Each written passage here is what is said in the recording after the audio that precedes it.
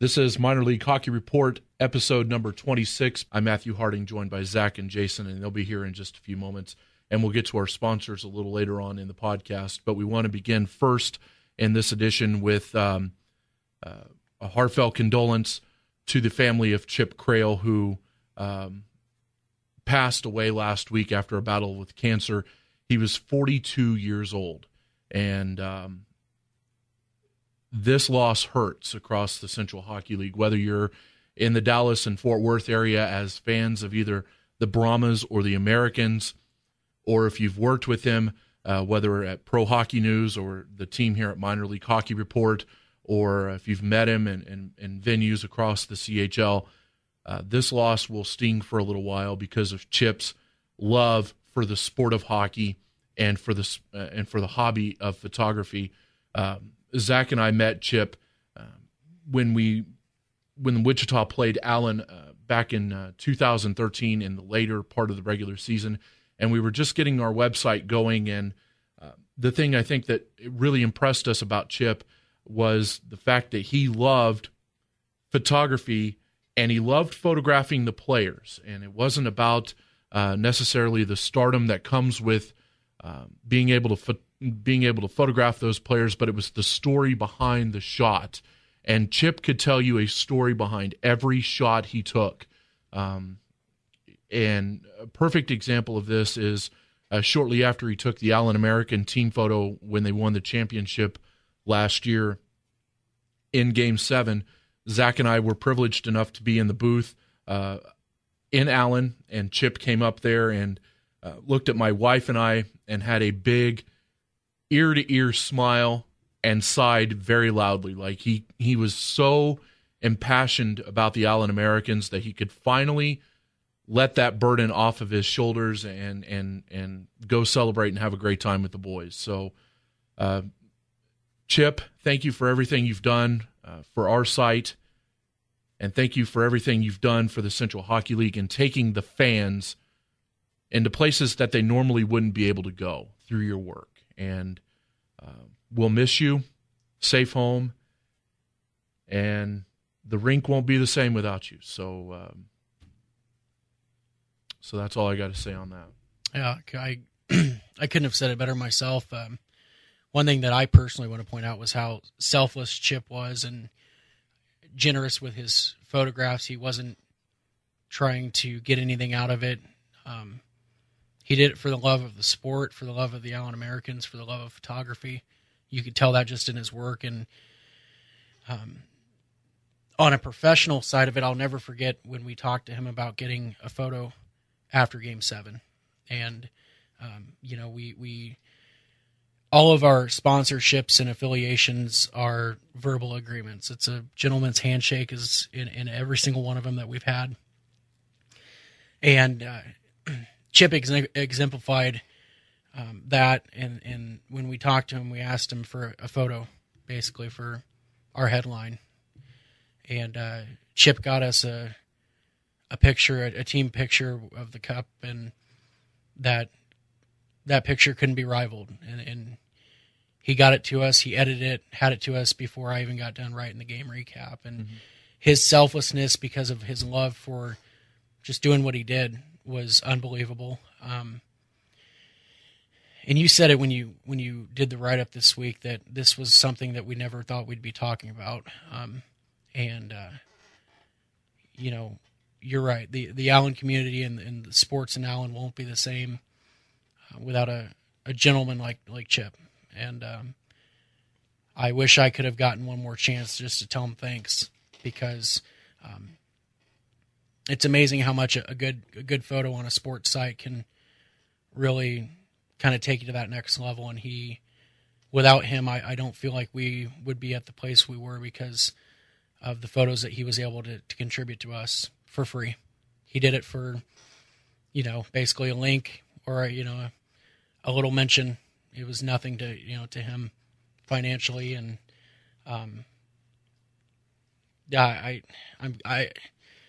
it came to me as a shock. This is not the way that I've ever wanted to start out a podcast, but best of wishes to Chip's family and friends, to the Allen Americans family, because I know how well known he was with the fans and the team, the players, the coaches. I can't say enough condolences to everybody that's ever known Chip. It's amazing how many people around the Central Hockey League have reached out to us about Chip in the last week. So, yeah, and you were talking about the magic of a sports photo just taking you there, and that was something that we really strived for, and as you mentioned, Chip selflessly just offered it, and no questions asked. You can just use it as you wish, and we certainly did that, and we have our eternal thanks to Chip and his family for letting us do that. Our deepest condolences to his wife and family as they continue to mourn the loss of Chip Crail, dead at the age of 42. We do have a podcast to get to this evening, and we thank you for bearing with us here for just a few minutes as we pay tribute to our friend Chip Crail. Our podcast this evening is sponsored by Superior Signs and Engraving.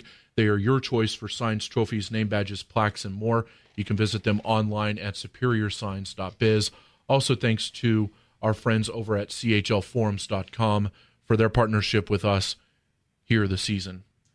Let's go ahead and start talking about the President's Cup Finals so far. It is tied at 1 game apiece as we head to Allen for games 3, 4, and 5. Series gets back underway Wednesday night, and then followed by games Friday and Saturday. In theory, this series could be over by the weekend, as either Denver or Allen could sweep the next 3 games and win it on Allen ice. The headline for this, as you may or may not have known, is the A.J. Gale injury.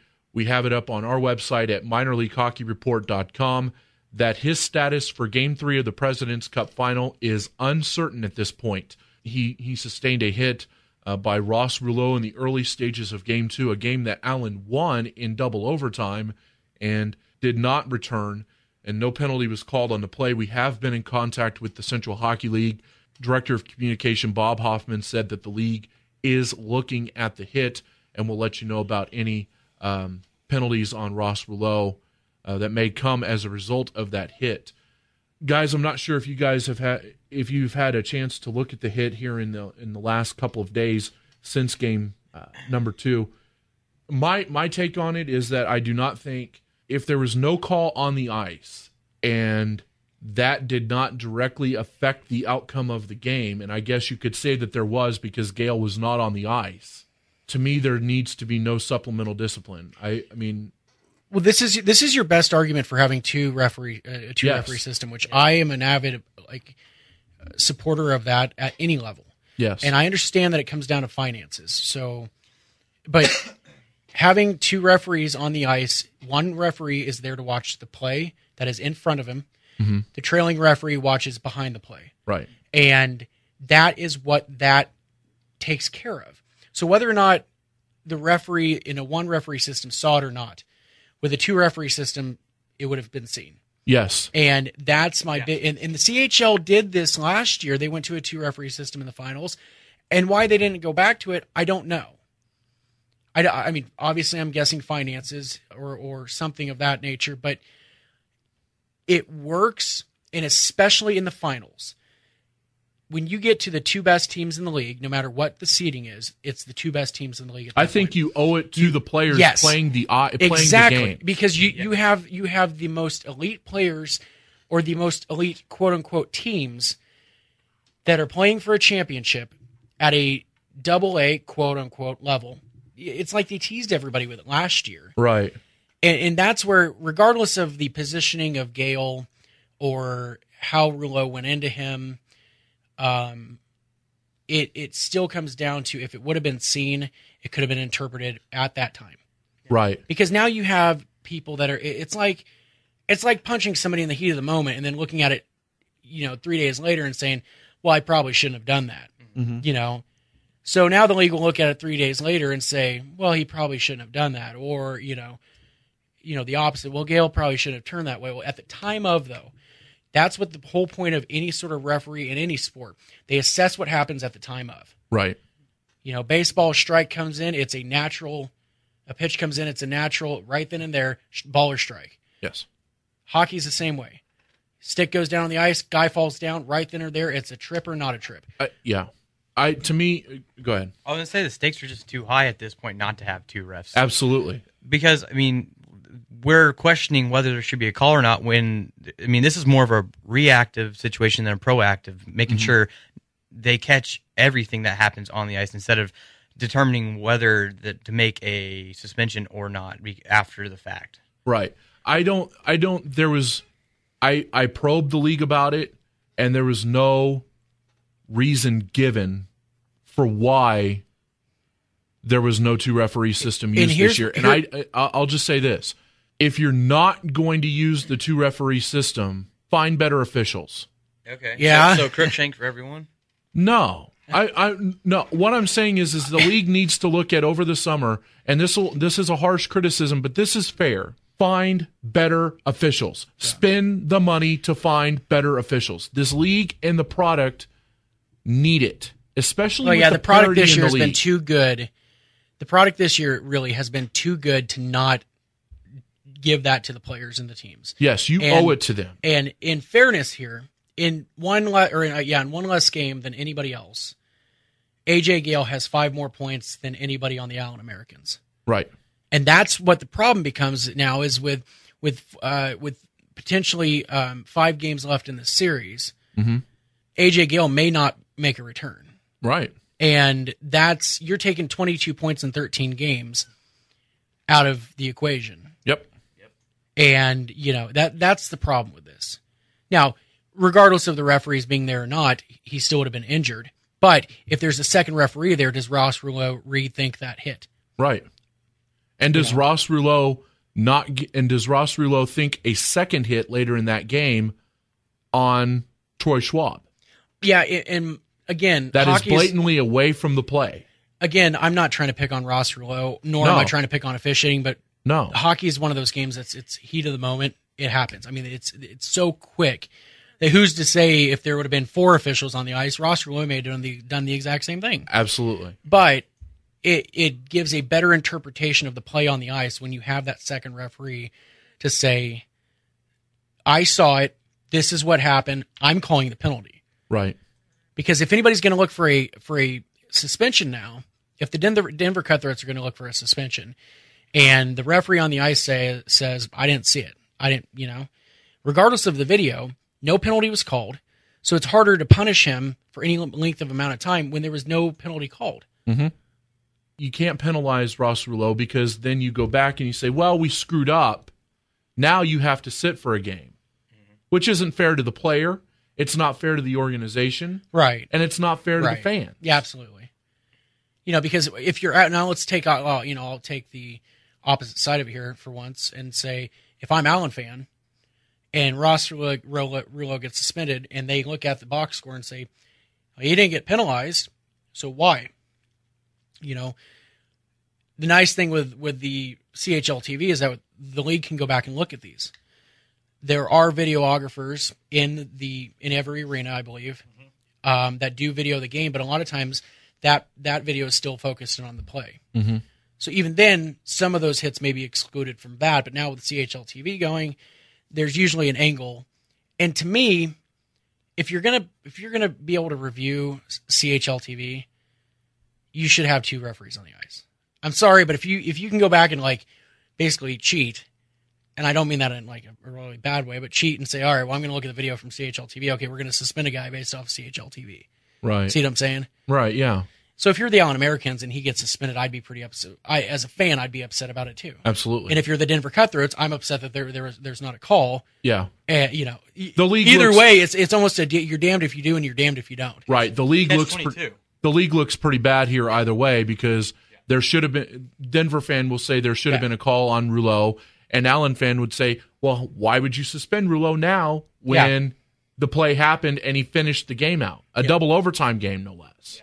Yeah. So, it's best for the league now to just say no penalty on the play and keep it moving. The CHL needs to really make an effort to model themselves after the ECHL, not necessarily as a organization or their platform or their business model, but they're competing leagues. Mm-hmm. And if the ECHL has a 2-referee system and the CHL wants to be looked at on the same level as the ECHL, they need to have that going. And I'm sorry, but personally, zero affiliation to our website and our talkings with the league and anything else. My personal opinion, it was a giant tease, and kind of to me, it's upsetting that we had the 2-referee system for the finals last year and we don't have it this year. Yeah. It's a tease. It kind of upsets me because you look at it now and you're like, well, then what was the point of doing it last year? It was effective last year. Mm-hmm. I mean, everything was called. Everything that needed to be called was called. If you looked, if the Wichita Allen series last year was refereed with the 1-referee system, there'd have been a bench clearing brawl in every game. Game 3 would have been even worse than what it was, which if anybody remembers Game 3. Game 2. It was game two down in Allen. Yeah. Game 2 was a complete gong show. Show. Okay. Like full on bad deal. And if the 2-referee system hadn't been in place, though, it would have been 100 times worse than Absolutely. What it was. I mean, people would have gotten hurt. Players would have been suspended even more than what they were. Well, absolutely. You look at Nathan Luch was down on the ice gouging You look at eyes. after that game, though. After that game, it was still physical. It was extremely competitive, but the crap that happened in Game 2 went away. Yes. It was still a physical series, but the like I said, the show of Game 2 was no longer there. Right. And like you said, if that hadn't been in place, the rest of the series would have, it might as well have looked like a 1994 CHL series. Yeah. Right. So, and you look at it this year, and if this is only Game 2 for them too, going into Games 3 and 4, if it continues to be this physical and people keep getting hurt or roughed up like that, it can fly off the handle again. Yeah. And I'm not calling out either of these teams. Yeah. But Allen will stick up for themselves. Yeah, Am I wrong or right? No, you're right. Okay. This whole situation is about being proactive and reactive. That's all I have to say about Absolutely. That's all. Absolutely. The league owes it to the fans, and especially in an era of player safety. And both teams. If you want your coaches to recruit and better the product, then you better have the officials on the ice who can stick up for the players when they need to and make the call on the ice when it is needed. And maybe this is something they need to talk about in the off-season meetings or something, but here's the deal. And I guarantee you there's not a single team in the league that would have a problem with this. If it comes down to honestly money and we can't afford a second referee, then they should make the 2 teams that are playing in the finals pay a portion of that, because it protects their own players, it betters the series, and it makes it just more evenly balanced. But the CHL has to look at this as a long-term solution, at least in the finals. This is a recruiting issue. At least in the finals. This is a recruiting issue. This is a fan issue, because if Denver only drew 2,700 on a Saturday night, yes, Denver has had low attendance all year, but they drew 2,700 in Game 2 of the CHL Finals, and now their top player may be out the rest of the season. Yeah, and I mean, how do you feel and honestly, Denver like you said, Denver hasn't had the best attendance, but they're 2 more games possible on home ice. But that attendance is up quite a bit in the finals. Yes. Yeah. The bottom line is that the league has to look at it. The league needed to have the 2-referee system. In my opinion, it's not a playoffs discussion because for them. The league needs to have the 2-referee system in. They have to. Game 1 of the playoffs next year. Yep. At minimum for next year, the finals, but they have to do it. They have to. Yeah. Period. Like there's no discussion, because we've gotten away from whether or not the hit was good or bad. But the point of the matter is, if there was a second official on the ice, that would have been seen and it would have been taken care of. Right. Or not called and then justified later by the official who did not call it. Right. But when you have an official and it's the only guy on the ice watching 10 players and 2 goalies and 2 benches, effectively, say, I'm sorry, I was watching the play that was down by the crease, and I didn't have my third eye over there, in the corner. So, right, and then you have that second guy there that says, yeah, I saw it. From my angle, he turned into it. That's on him. Rouleau, was coming with a clean check, on his own. That's that. Yep. And that justification to the league directly affects whether or not they'll suspend. Right. When you're watching CHL TV, what are you going to have Tommy Daniels or whoever else sit there and try and, help you out with your decision making? No, you do it on your own at that point. But if you can have an official that's on the ice that says, I saw it, this is what happened, that's why I didn't call it, or that's why I did call it. Okay, fine. We'll take that in consideration. That helps our decision. Yes. You look at line brawls, and if you watch any YouTube video of an NHL line brawl that has a 2-referee system in it, any of the recent ones, you have one official on one side of it and one official on the other side, basically dinging guys as they see things happen. Yep. And then next thing you know, there's 4 people on the bench, and everybody gets the justified call against them. With one referee, how are you going to watch 10 guys fighting? Because because people listening might say, well, they're getting a little out of control with their theories or their thoughts here. Let's say game 3, another hit happens. Doesn't matter which team on which other team. Player goes down, is hurt, guys pair off, and you have one referee watching all of that. And in the middle of all that fracas, one person flies off the handle. What if that's not seen? What if another Alex Pinner incident happens, but this time defending one of his teammates? Right. How does a referee then call into the league and say and justify, well, he was defending because this happened? Right. The answer is going to be, I didn't see it because I had 9 other guys throwing out yard sale items, and I had no idea what was going on. Right. You can talk to the linesmen, but they're busy breaking it up. Right. Who's honestly going to be able to look at that and say, oh, yeah, I saw this and I saw this? Right. It just... No, I completely agree. You're Because honestly, let's go back to it. Last year, game 2, 2 referees weren't on the ice. That entire series is just... Yeah. Because seriously, if there's not 2 referees on the ice, who knows what would have happened between Daryl Bootland and everybody else that was involved. Matt Summers fought, for God's sakes. Let's talk about that for a second. Right. It just, if there wasn't 2 referees, there would have been unbelievable amounts more that happened that series and that game, and it really, really just contains things a lot better. And it doesn't seem like it, but it does. Right. And like I said, this goes back to a player safety issue. You have these players who are playing in your league for a cup of coffee and no money, and you're expecting them to go out and play to a high level, yet you have one referee skating around the ice in the highest level of competition possible in the playoffs, and something like this happens and it's not seen. Or, whether it was seen or not, it would have been seen by a second referee. Yeah. Because we've talked with Dennis Mercer about this, Mercer being a former linesman, but generally the same idea. The linesmen take half of the ice. So is it safe to say we all think that the CHL needs a 2-referee system? I think so. So as we continue our analysis of the Gale injury, is this a series shifter? Well, it can be. Yeah.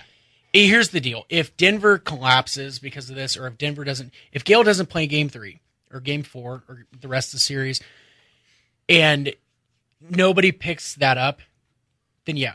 But here's the deal. If you're a professional and you've made it all the way to the finals, somebody has to step up. Plain and simple. Bembridge, Schwab, and I think we're about to talk about this, but somebody has to step up. Now, if Gale plays and doesn't come back the same, you can blame it on that. Here's the bottom line, though, because Stone Cold said so. There wasn't a penalty called on the ice, so I don't think it's fair or justified for teams to look back and say, this is the reason why we lost. Right. Because if there wasn't a penalty made, even if Rouleau gets suspended, if there's not a penalty called, nobody was penalized for it. Nobody was given an advantage because of it. Gale did finish the game, correct? No. Oh, I thought you said he finished the game. No, he did not. There was no team penalized, and no team gained an advantage of it other than Gale leaving the ice. Mm-hmm. So, you can call it, you can really look at it and probably justify whether or not this is a changing moment in the series. But I don't think it's so big that you'll look back and be like, well, that's the reason why they won or lost. Right. And honestly, how many times have we seen a team lose a key player and then rally because of it? Yeah.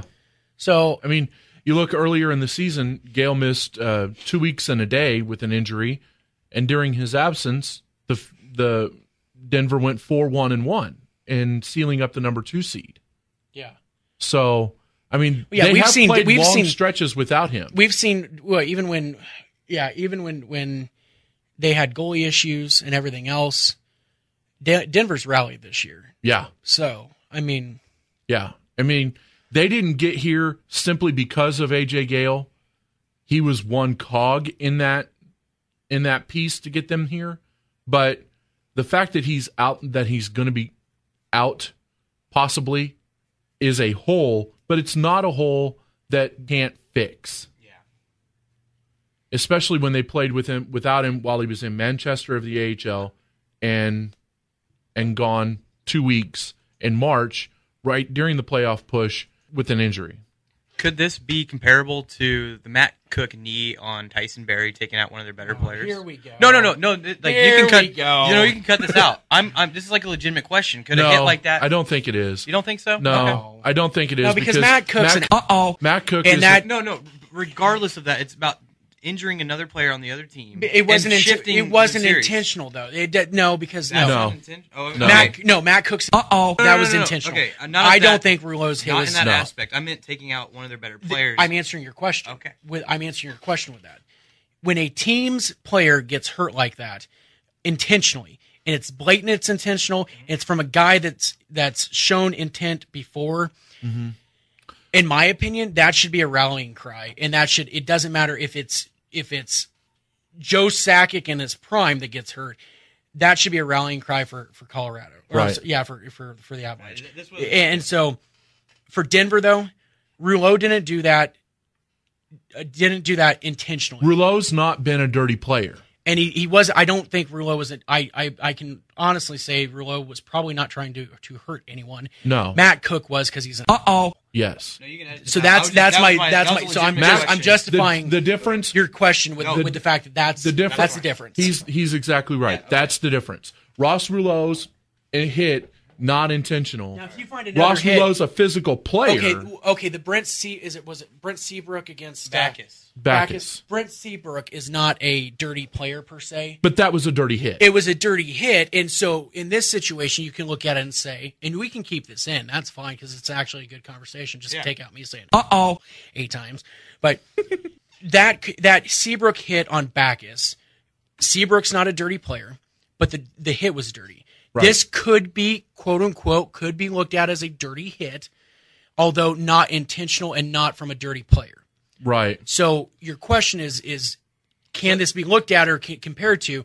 I would rather compare it to the Seabrook on Bacchus hit than I would on the Matt Cook on Tyson Berry. Because word around the league, if you talk to anybody around the league, Ross Rouleau is a junkyard dog defenseman. I wasn't saying he's a dirty player. That was Not a dirty hit. player at all. I was just talking about like a momentum shift that it could potentially have. Absolutely. If you're talking like from the fact that But the that, Seabrook and Bacchus incident is a way better example than what yes, the Cook and because Tyson Berry. because St. Louis wasn't the same after Bacchus. right, and that could potentially happen with Denver. If Denver can't fill that gap, if Gale is out for any amount of time, they can't fill that gap, and they just can't recover from it, then yes, it's almost the exact same thing. Yes. And with the way that hit went about, it was a game changer. And the fact that Chicago actually gained momentum and like actually kind of pumped up. They rallied around that suspension. It's almost like they went Hulk Hogan at the end of a match off of that hit. He's getting the hell beat out of him, and all of a sudden, that's what they did. Yeah. And St. Louis was never the same. And that could potentially happen.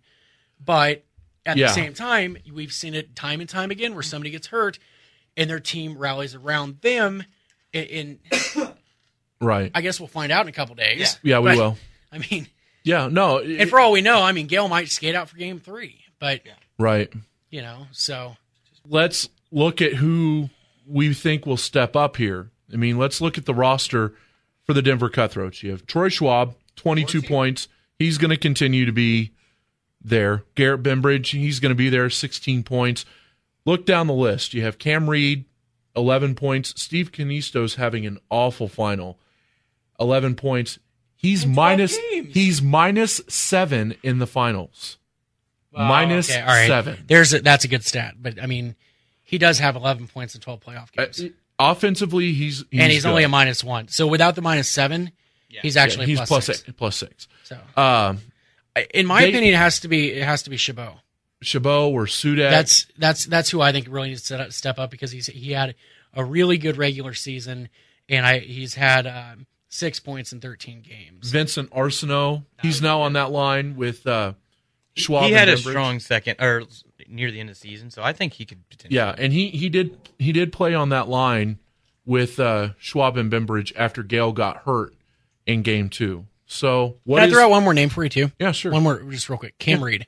Cam Reed. Looking back here, Cam Reed had 3 game-winning goals for the Cutthroats in the regular season, right up there with the rest of their high scores. And so far, he does have 11 points, but 0 game-winning goals. So if you're looking for a guy to quote unquote step up in a big game scenario, you Cam Reed's another name for you there. It'll be interesting to see what happens and who steps up in games 3, 4, and 5. We're going to play a game of percentage here, though. Yeah, let's play a game of percentages real quick. The percentage chance that AJ Gale plays in games 3 through 5 in Allen. 50. Okay.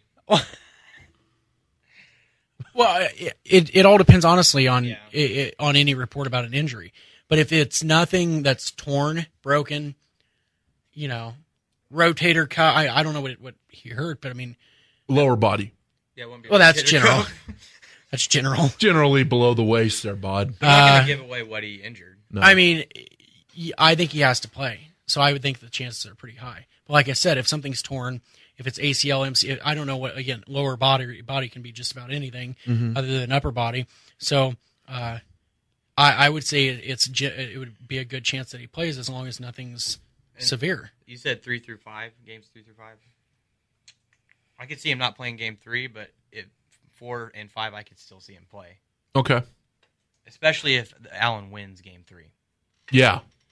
If Allen wins game 3, that's a lot better chance he plays in game 4. Yeah. But if Denver wins game 3, they're up 2-1 in the series. And now Allen has to tie it. Allen won't win it on their ice, so you can rest him one more game, get him a couple more days of rest, and then go get ready for him to go back to Denver. Yes, exactly. Yeah. I think 40% chance he plays in game 3. I think depending on the outcome, again, you could probably go 45, 60% chance he plays 4 and 5. So let's handicap this. What are the percentages that you guys think that this series will go back to Denver?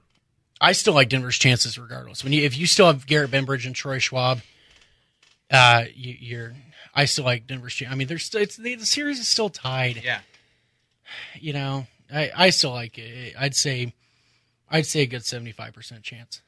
It really doesn't. I don't think it really necessarily depends on if Gale comes back or not, or how soon he comes back. They still played fine without him in the regular season. What's your take on it, though? I mean, what do you think? On the Gale hit or what are the chances that? Yeah. No, I think this goes back to Denver. 60. Yeah, that's fair. Allen's on a roll right now. I mean, they got past a very tough Quad City team, and I don't think Denver can match Allen physically for 3 straight games in Allen when Allen gets last change. So Denver really had to strike while the iron was hot in getting Gale, Bembridge, and Schwab going in the first 2 games in Denver. But that said, it's been a very competitive series so far, both games ending in 5-4 scores. So I just think that Allen will wear down Denver as this series continues to move on. And I think with the firepower Allen has, I think Allen wins it. I don't see this series. But you do think there's a good chance it could go back to Denver? I do think there's a chance that it could go back to Denver. I think there's a better than equal chance that Allen wins it on home ice, though. I asked the guys to come up with a MVP candidate, and mine for each team, mine would be Troy Schwab, 13-game point streak through the playoffs so far, 8 goals, 14 assists for 22 points. On the other side for Allen, Jamie Shaftsma, 6 points in 2 finals games so far, 17 points overall in the 2014 President's Cup playoffs. Mm-hmm. Shall I? You actually took mine.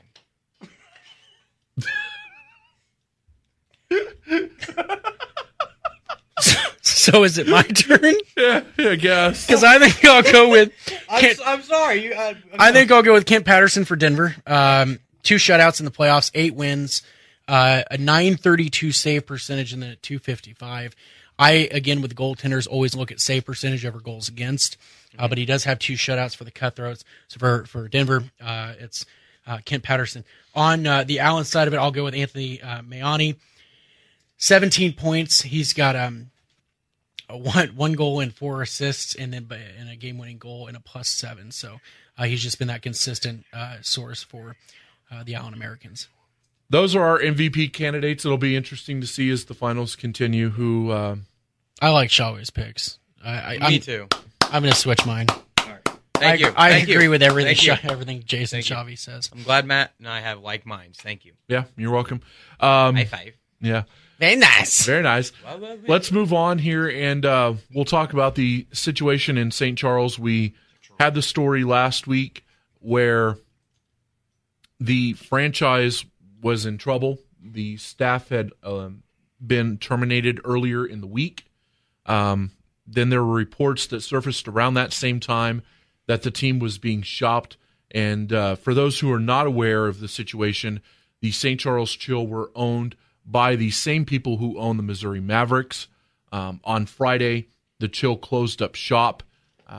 Really no point to having a staff or paying a staff if you're trying to sell the team. So the Missouri ownership group decided to close up shop of the St. Charles Chill.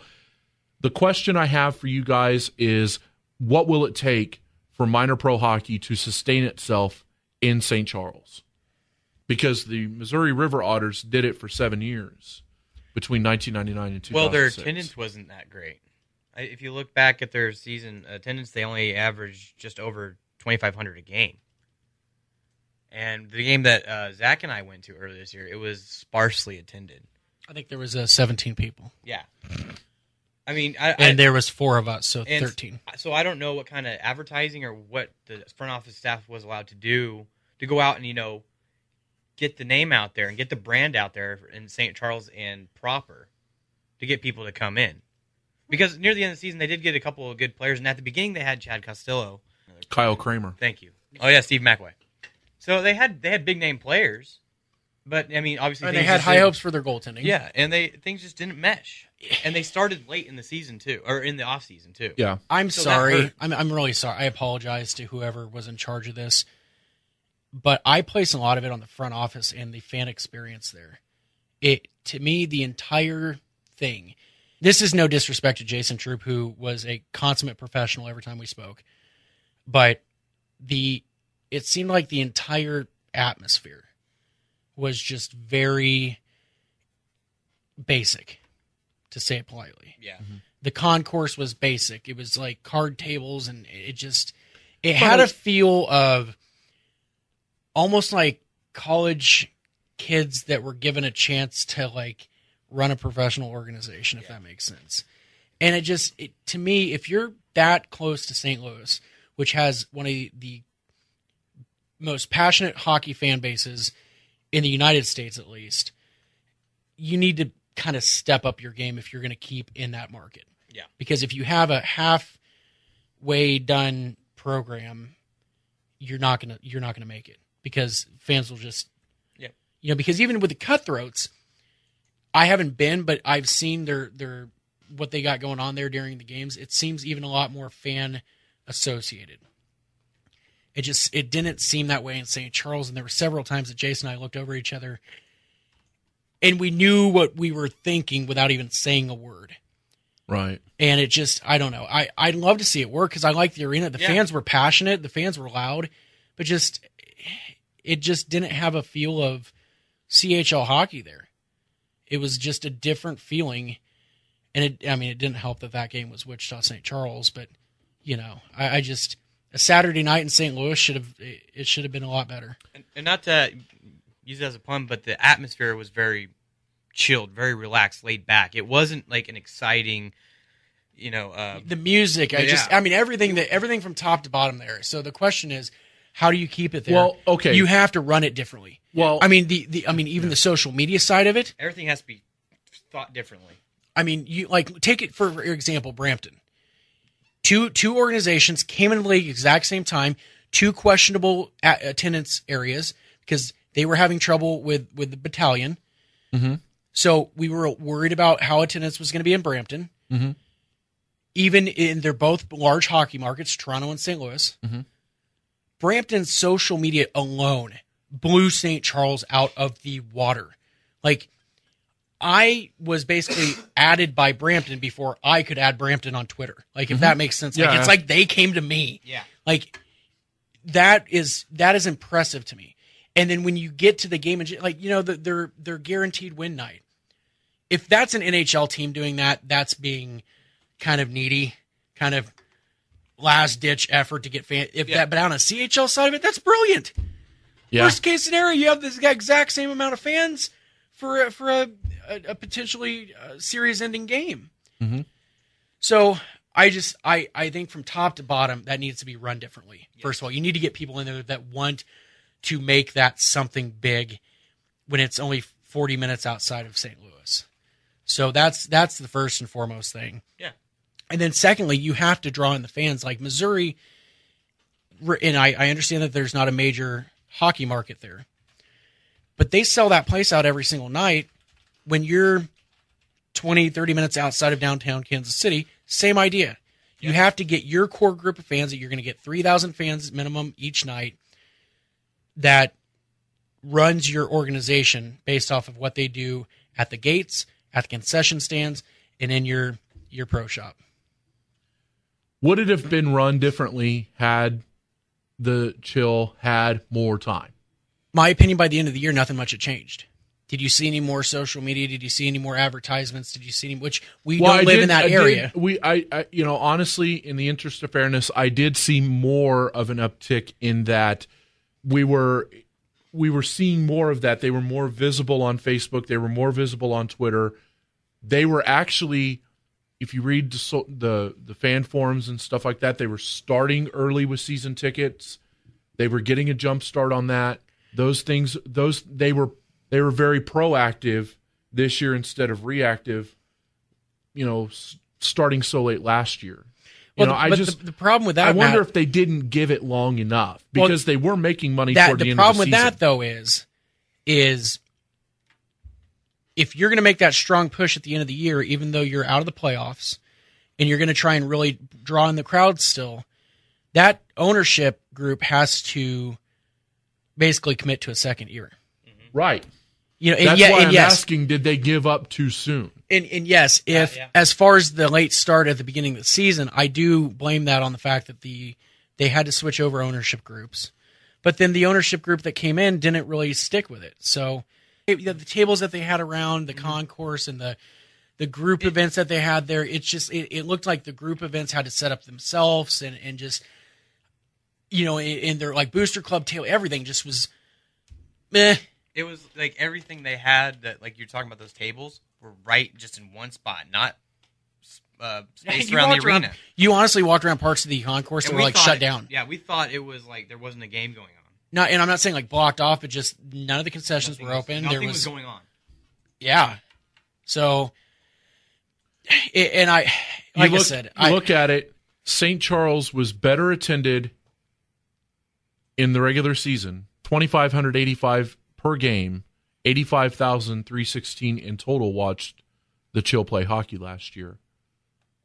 Denver had 1,787, and St. Charles isn't around anymore. For now. And it's our understanding that they are shopping for new ownership. I don't know if they'll be able to, I don't know if they'll be able to find it. St. Charles actually outdrew 3 other teams as well. Yes, Arizona, Brampton, and Denver. Yeah. It just, the fan experience there. For me. So if St. Charles does come back, if they find ownership, do you think they need to change their brand, their name, or do you think they should keep it? No, I think they keep the name. Okay. Because the way that you brand the Chill is, there are many different ways you could brand that, I think. it doesn't sound like the problem is in the brand itself. It sounds like it comes to selling the brand and selling the product. Sure. No, because I mean, And I if like you have their a bunch jerseys. of, I like if you have a bunch of hometown guys, as we spoke with Randall Ritchie earlier in the week, if you have a bunch of hometown guys like Chad Costello, Kyle Kramer, and you have their coach Jamie Rivers, who really want to make a concerted effort, and it ended up just being Jamie Rivers pulling from that rope and a bunch of, second tier players, then I don't think you have to rebrand, because Jason and I actually had this conversation, I think this week. I don't know what team it was about, but about rebranding at a minor league level is killer to a city. Yeah. It takes away the... You have to be able to identify with the team. Right. And for example, arena football in this town has had, I believe, 5 different names, or 4.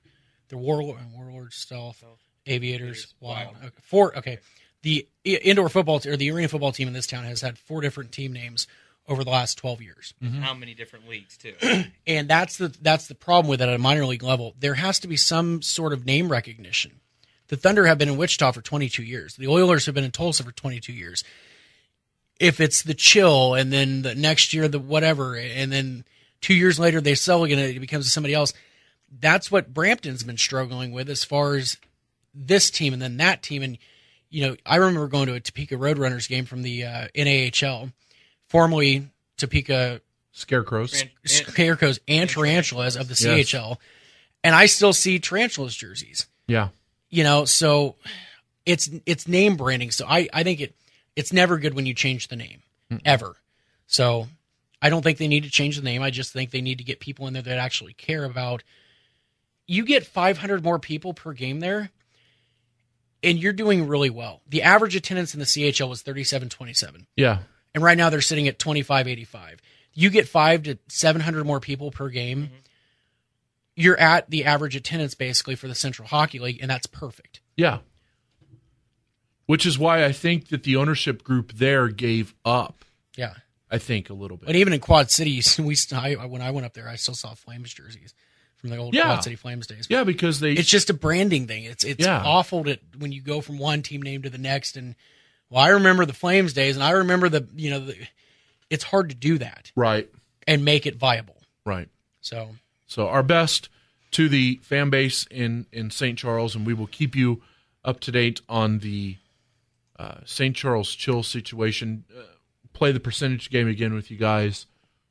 Give me a percentage chance that the Chill are in the Central Hockey League next year. 20. I was going to be generous and say 30. The word on the street is that they have until the end of the month to find a buyer, and so far, obviously, nothing has come to fruition.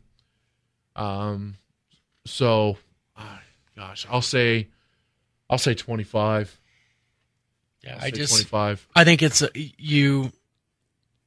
unless the league takes it over and they have potential owners that they know maybe in a couple months can commit to that, but I don't think there's a lot of and it's sad because the fans there were awesome. Yeah. They've been vocal on our site. Yeah. I mean, even after 11, no, how many wins do they have? Yeah, 11. The fans were still rowdy and crazy and having fun at the game. It's sad to see, but I don't think that they'll be back next year. Yeah. A year after that, potentially.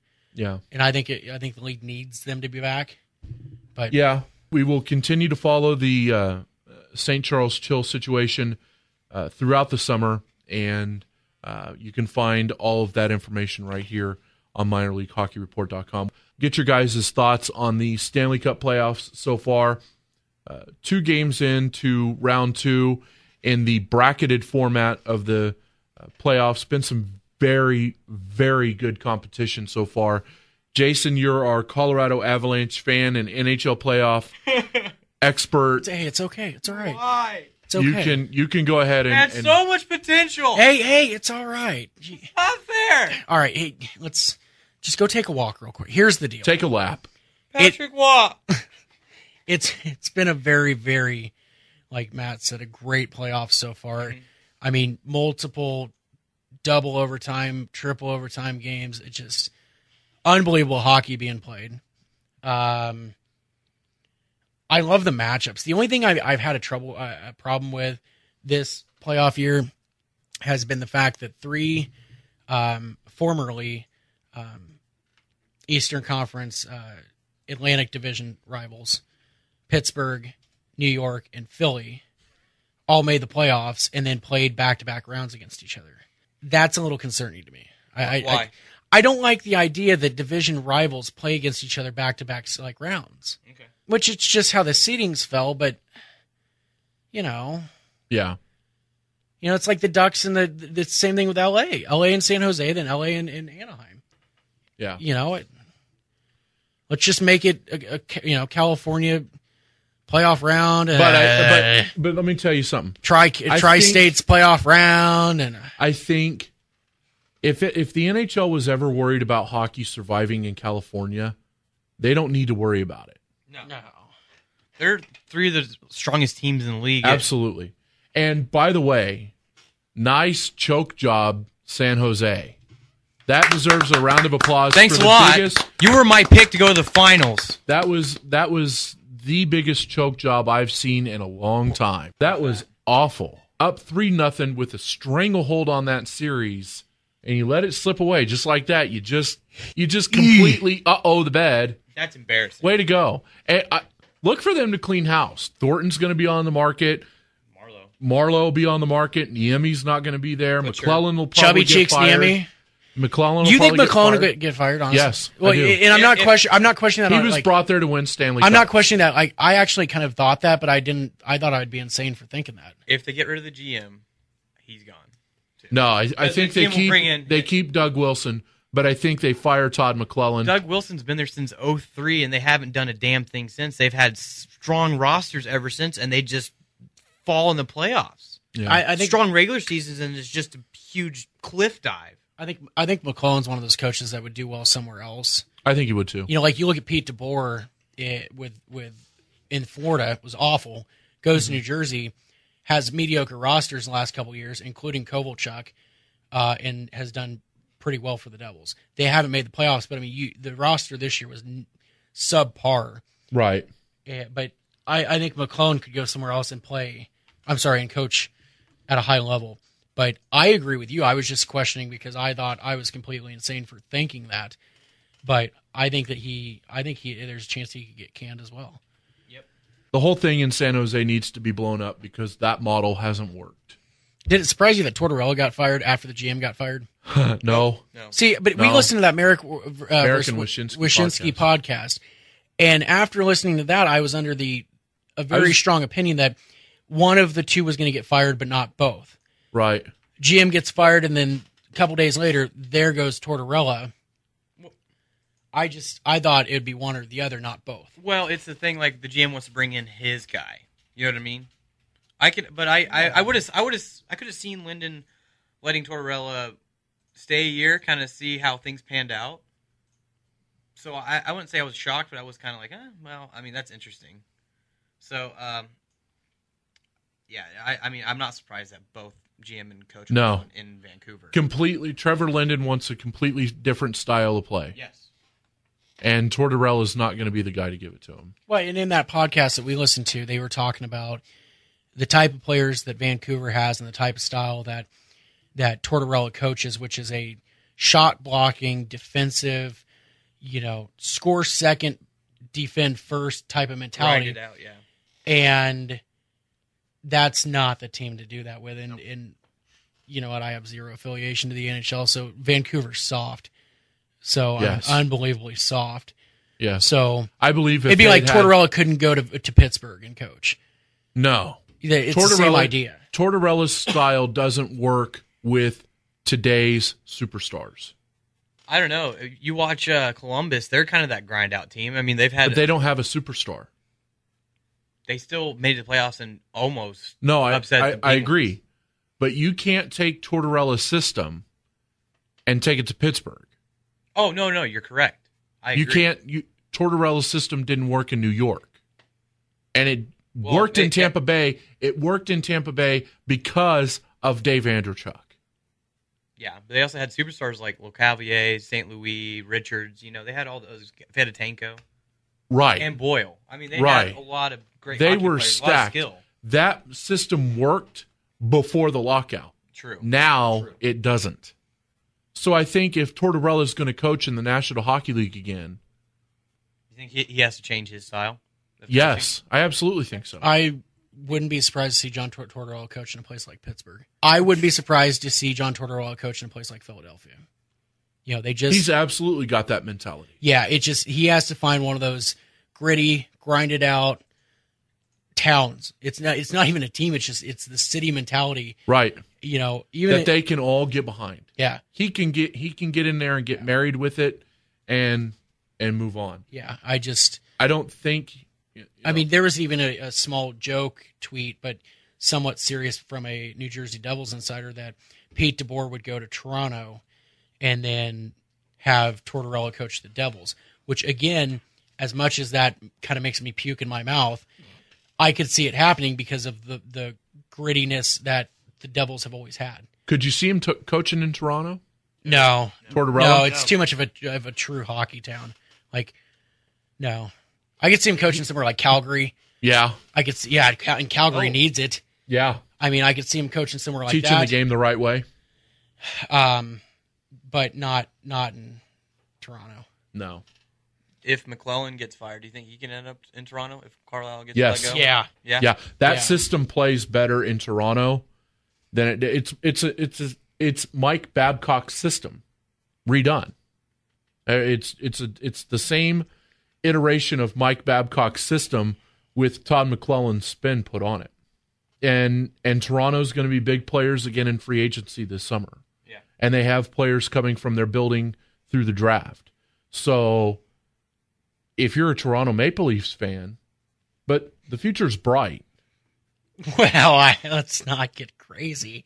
It is the Toronto Maple Toronto. Leafs. Well, I understand that, but I'm not saying they're going to Like go the win the Boston cup. Red Sox but where I they won their think 2 World Series. Where's the down goes okay. Brown blogger to back me? It's the Toronto Maple Leafs. But I understand that, but No, I get what you're saying. I understand You're that, right. but You're right. Randy Carlisle's system doesn't work in Toronto. And the way that Phil Kessel's played in Toronto has been somewhat bright. Yes. Their goaltending has been better than what it has been in the past. Yes. There are several young talents there.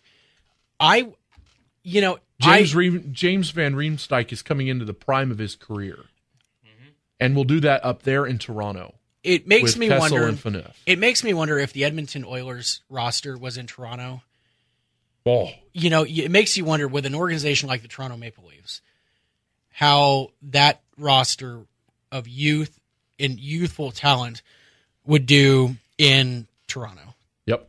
It kind of makes you wonder. But I agree. I completely agree that yes, they have a brighter future than they have had at times in their past. But it is Toronto Maple Leafs. It is Toronto. So Makes me laugh. overall, I think we can say that the playoffs so far have been absolutely incredible to watch. I still think Boston and Chicago are the two who come out and play for the Cup. I think it's a rematch. I'm still sticking with the Habs. I still think they'll beat Boston. PK Subban is just... He's a beast. And Carey Price has been phenomenal still. Yeah, in the finals. Brian Or Giannis in the still shoots playoffs. at people's chests. I don't know. There's something about that this Built a year's... career off that. There's something about... And here it is. Michel Therrien has to have a strong playoff run this year, or else he's out too. I don't think so. I don't think so. I don't know. He has not been impressive. I don't think so. I think he's in the second year of that system. He's in the second year of getting those of that. He's in the second year there. So no, I don't think he needs to have a strong playoff or he's going to be fired. I think that he has a very short leash headed into next season if that is the case. Yeah. But I don't think he gets fired for it. I don't know. We'll see. And the playoffs will continue through. Go ahead. No, I was just going to. Go ahead. There's 2 games going on tonight. I was going to say Pittsburgh won over the Rangers 2-0, and LA and Anaheim are currently tied in the first with over 8 minutes left to go. So That Anaheim LA series is another 7-gamer. yeah, I could see it going 7. Yeah, it's Both almost those- like a guarantee. Both those Western Conference series are just great. That first game was ridiculous. How But I think LA Chicago. tied it at 7 seconds left. Oh yeah. Oh my gosh. But I think Chicago beats Minnesota in 5, Yeah. and I think LA over Anaheim in 7. I'd say Boston probably over Montreal in 7, and Yeah. Pittsburgh over New York in 6. Yeah. New York can't score on the power play. No. And I don't understand how they have Nash, Richards, and St. Louis out there. Nash, I think Nash is playing afraid. Because of the system set up by Elaine Vigneault. The power play didn't really work in Vancouver, and they had the Sedins, Ryan Kessler. I mean, just good players, and it's the same idea. But I'll take Chicago over the Minnesota Wild in 6, potentially 7. But Chicago's going to win that series. I'll take the Ducks and Teemu Selanne over the Kings in 7. I'll take the Habs over Boston in 7. And I will take the Pittsburgh Penguins over the Rangers in, I'll say 5. All right. Because I don't think the Rangers are going to do much.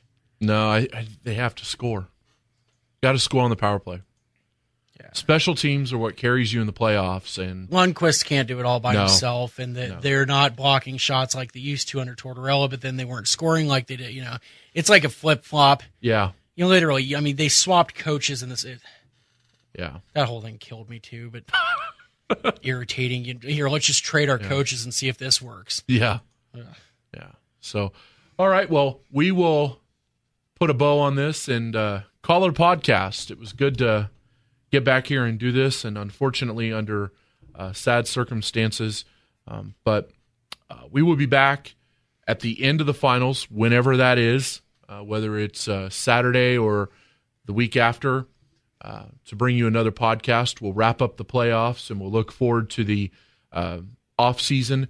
As for Minor League Hockey Report, we will continue with our podcast throughout the summer. We'll probably dial it down to once a month for the pods through the summer, and as long as you'll continue listening, we'll continue doing them. So I want to close by saying, again, condolences to Chip Crail, and I want to thank Chip for everything that he did to better the Central Hockey League, the Allen Americans, and mostly the selfless things that he did to help promote our site. And I cannot express how much I appreciate that, and wish I could tell him that face to face. But again, my deepest condolences to the Allen Americans family in general, and Chip Crail's family and friends. Thanks for everything, Chip. for Zach Quarter, Jason Shavi, I'm Matthew Harding. Thank you very much for listening to the Minor League Hockey Report podcast. We will talk to you after the playoffs. Goodbye, Chip. How do I say goodbye to what we had? The good times.